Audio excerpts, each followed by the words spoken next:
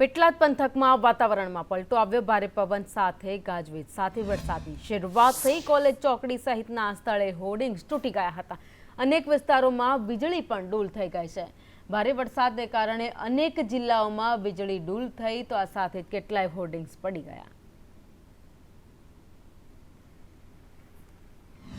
વાત આણંદના આંકલાવની કરીએ, જ્યાં વાતાવરણમાં પલટો જોવા મળ્યો। આંકલાવમાં ભારે પવન સાથે વરસાદ વરસ્યો। ગાજવીજ સાથે વરસાદની શરૂઆત થઈ હતી, જેના કારણે રસ્તાઓ ભીંજાયા। અનેક જગ્યાએ પાણી પણ ભરાઈ ગયા હતા તો કેટલીક જગ્યાએ લાઇટો પણ ગુલ થઈ ગઈ।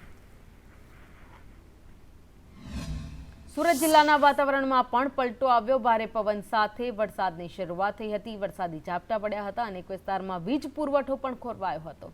ઓલપાડ, કામરેજ, માંગરોળ, ઉમરપાડામાં ભારે વરસાદ નોંધાયો હતો।